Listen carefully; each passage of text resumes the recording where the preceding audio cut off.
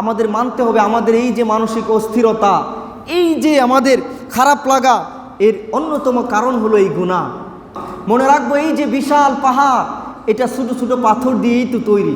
ছোট্ট ছোট্ট বালুকণার বিন্দু বিন্দু জল গড়ে তোলে মহাদেশ সাগর অতল। আজকে আমি এই ছোটো গুনাহে লিপ্ত, এটার কারণে আস্তে আস্তে আমার বড় গুনার দিকে ঝুঁক চলে আসতে পারে। এজন্য আমার কোন গুনাহের কারণে আল্লাহ নারাজ হয়ে যায়, এই ভয় রেখে আপনি ছোট্ট গুনাহকেও মুমিন হিসেবে ছোট হিসেবে না দেখে আপনি এটা ছেড়ে দেওয়ার চেষ্টা করেন আল্লাহকে খুশির জন্য। অনেকে আবার আরেকটা কথা বলেন যে হুজুর অনেক চেষ্টা করেও গুনার কাজগুলো ছাড়তে পারি না, হুজুর বদ অভ্যাস ছাড়তে পারি না, গুনাহ ছাড়তে পারি না। আমি আপনাদেরকে কিছু পরামর্শ দেওয়ার চেষ্টা করি। আল্লাহ আমাদেরকে আমলের নিয়তে এই জিনিসগুলো স্মরণ করার তৌফিক দান করুক, শোনার তৌফিক দান করুক, বলেন আমিন। এক নাম্বার হলো আমাদেরকে যেই গুনাহে আমি লিপ্ত, যেই বদ অভ্যাসে আমি লিপ্ত হয়ে গেছি, এটার কুফল সম্পর্কে জানতে হবে, এটার আউটকাম ফলাফল কি হবে এটা সম্পর্কে আমাদের জানতে হবে, আমাদের মানতে হবে আমাদের এই যে মানসিক অস্থিরতা, এই যে আমাদের খারাপ লাগা, এর অন্যতম কারণ হলো এই গুনাহ, আমাদের এই নেগেটিভ চিন্তাধারা। এজন্য আজ থেকে এই হিম্মত করুন যে মালিক আমাকে বানাইছে, মালিকের কাছেই ছিলাম, 2 দিনের দুনিয়াবি মুসাফিরখানা কাটায় আবার মালিকের কাছে ডাক দেওয়া মাত্রই চলে যাব। যেদিন সিদরাতুল মুনতাহা আমার নামের গাছের পাতাটা পড়ে যাবে, সেদিন আমার হাজারো স্বপ্ন থাকুক, স্বপ্নের জায়গায় স্বপ্ন, আমি 3.5 হাত মাটির গড়ে 3 টুকরা কাপড় নিয়ে চলে যেতে হবে। এই চিন্তা রেখে আল্লাহকে খুশির জন্য, নবীজির দিদার পাওয়ার জন্য এই হিম্মত করুন যে সুযোগ হলেও আমি আর এই গুনাহটা করব না ইনশাআল্লাহ, সুযোগ হলেও আমি আর গুনাহ করব না। 1 নম্বরে এই হিম্মতটা করুন ইনশাআল্লাহ। 2 নম্বরে কোনো গুনাহকেই ছোট হিসেবে দেখব না, কোনো গুনাহকেই ছোট হিসেবে দেখব না। মনে রাখবো এই যে বিশাল পাহাড়, এটা ছোটো ছোটো পাথর দিয়েই তো তৈরি। ছোট্ট ছোট্ট বালুকণার বিন্দু বিন্দু জল গড়ে তোলে মহাদেশ সাগর অতল। আজকে আমি এই ছোটো গুনাহে লিপ্ত, এটার কারণে আস্তে আস্তে আমার বড় গুনার দিকে ঝুঁক চলে আসতে পারে।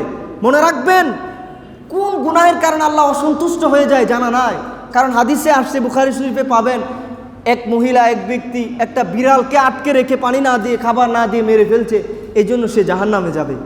এই জন্য আমার কোন গুনাহের কারণে আল্লাহ নারাজ হয়ে যায়, এই ভয় রেখে আপনি ছোট্ট গুনাহকেও মুমিন হিসেবে ছোট হিসেবে না দেখে আপনি এটা ছেড়ে দেওয়ার চেষ্টা করেন আল্লাহকে খুশির জন্য।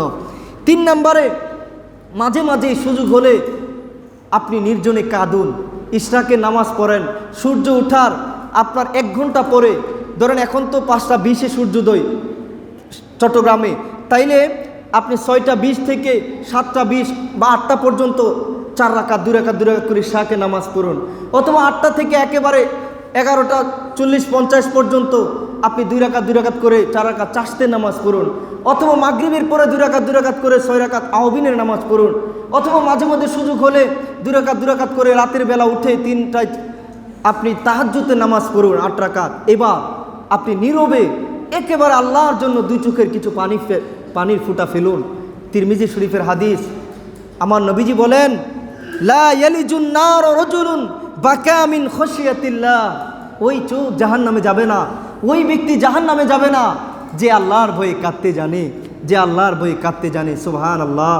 এই জন্য আল্লাহর কাছে চোখের পানির বড় দাম। দুনিয়ার মানুষের কাছে আপনার চোখের পানির 2 টাকার মূল্য না থাকতে পারে, আল্লাহর কাছে চোখের পানির বড় দাম। আমার নবীজি বলেছেন এই কথা। এই জন্য আপনি নির্জনে একটু কাঁদুন, চোখের পানি ফেলে আপনি আল্লাহর কাছে কাঁদুন, জাহান্নাম থেকেও বাঁচবেন, গুনাহ থেকেও বাঁচতে পারবেন, বলেন ইনশাআল্লাহ। 4 নম্বরে মুজাহাদা করুন, চেষ্টাকে জারি রাখুন, ইস্তিকামত, স্টিক আপ উইথ অনেস্টি। আপনার কোনো কাজে আপনার লেগে থাকা এটা অনেক জরুরি। আপনি মনে রাখেন না একদিন আপনি ওলিউল্লাহ হয়ে যাবেন, একদিন আপনি সব গুনাহ ছেড়ে দিবেন, এটা সঠিক চিন্তা না, এটা বাস্তবসম্মত চিন্তা না। বরং বাস্তবতা হলো আপনাকে নিয়মিত মুজাহাদা করতে হবে, প্রচেষ্টা জারি রাখতে হবে।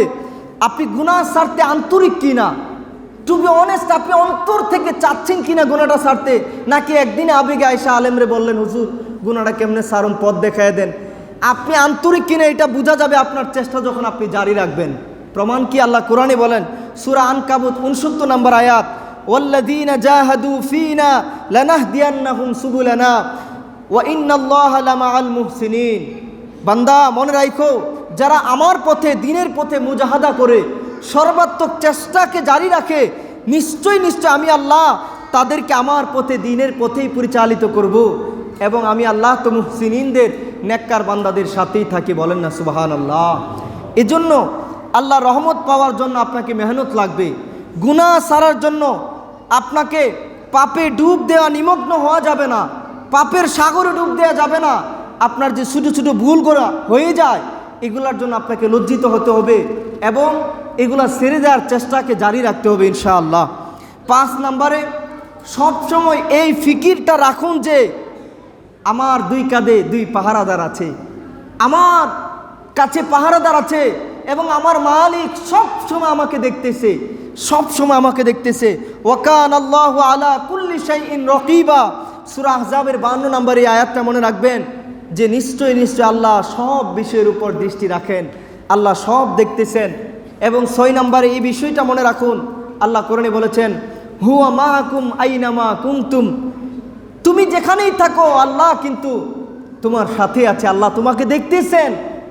wherever you are, Allah is watching you.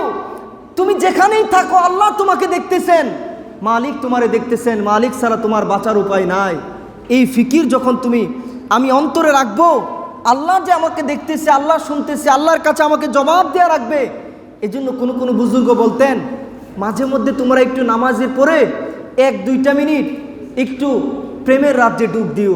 1-2টা minute একটু চক্ষু বন্ধ করে, লোক চক্ষুর আড়াল হয়ে একটু তুমি মালিকের সাথে প্রেমে ডুব দিও যে আমার মালিক আমারে দেখতেছে।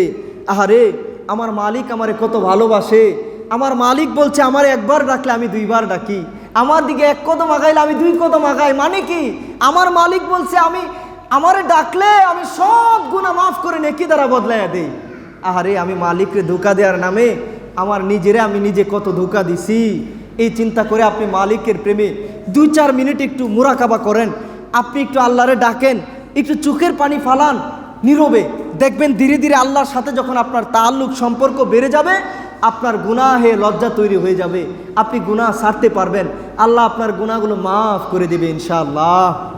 7 নম্বরে আল্লাহর জন্য অবশ্যই অসৎ সঙ্গ ছেড়ে দেন, সৎ সঙ্গ গ্রহণ করুন। সৎ সঙ্গে স্বর্গবাস, অসৎ সঙ্গে সর্বনাশ। আপনি অনেক চেষ্টা করেন কিন্তু আপনি অসৎ সঙ্গ ছাড়েন না, আপনি পারবেন না। যুগে যুগে মানুষ নষ্ট হয়েছে, যুগে যুগে ইতিহাস বলে মানুষ নষ্ট হয়েছে বেশিরভাগ অসৎ সঙ্গের কারণে। ফেরাউন হয়েছে অসৎ সঙ্গের কারণে। যুগে যুগে মানুষের সাথে কিছু এমন শয়তান থাকে যারা বলে আর দূরটা কর, এতে না করলে খরতে করবি, এখন না করলে কখন করবি, এগুলা একটু কর। অথচ এটা এমন গুনাহের কাজ যেটা আপনাকে ধীরে ধীরে জাহান্নামের পথে নিয়ে যাইতেছে, শয়তানের অনুসারে আপনাকে বানাইতেছে। নাউজুবিল্লাহ বলেন। এজন্য অসৎ সঙ্গ ছেড়ে দিতে হবে, গুনাহের মূল উপরে ফেলতে হবে। সদ্দু যারা দাবি হলো এটা, গুনাহের মূল উপরে আল্লাহর জন্য আল্লাহওয়ালা মানুষের সহবতে থাকতে হবে, অসৎ সঙ্গ ছেড়ে দিতে হবে ইনশাআল্লাহ। আল্লাহ তৌফিক দান করুক, বলেন আমিন। 8 নম্বরে আপনি ভাবুন, আমি দিনে দিনে কাকে খুশি করার পথে চলতেছি, আল্লাহকে নাকি শয়তানকে? আল্লাহকে নাকি আমার মনের খায়েশ কুমন্ত্রণাকে, নফসকে? আমি আমার রুহের খোরাক যোগাচ্ছি নাকি নফসের কুমন্ত্রণা? এই চিন্তা করুন, ফিকির করুন। আপনার বিবেক আপনার জন্য একটা বড় আদালত। আপনি একটু মাঝে মধ্যে চিন্তা করেন, আমি কারে খুশি করতেছি, কার পথে চলতেছি, এই পথে কি আমার চলার কথা ছিল? আপনি একটু চিন্তা করেন।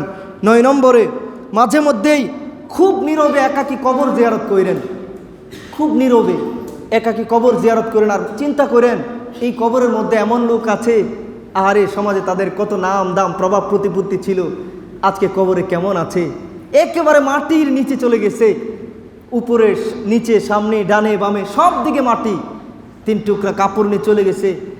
আমি যে কালকে চলে আসবো না এই গ্যারান্টি তো নাই। কত তর তাজা যুবক কবরের যাত্রী হয়ে গেছে। আহারে, কবরে আমার সাথে আমলগুলা ছাড়া আর কিচ্ছু যাবে না, আমার ইমান ছাড়া কিচ্ছু যাবে না, আমি কি করতেছি এইগুলা? আপনি একটু কবর জিয়ারত করবেন, মনে মনে ফিকির করবেন।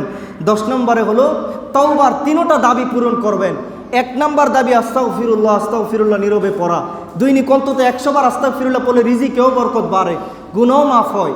2 নম্বরে গুনাহের জন্য লজ্জিত হওয়া, যে আল্লাহ গুনাহ করে ফেলছি যেগুলো, এগুলোর জন্য আমি লজ্জিত। আল্লাহ এগুলোর দ্বারা আমি আমার নিজেরই ক্ষতি করছি, আমি তোমারই ক্ষতি করতে পারি না আল্লাহ, আমি আমার নিজের ক্ষতি করছি আল্লাহ।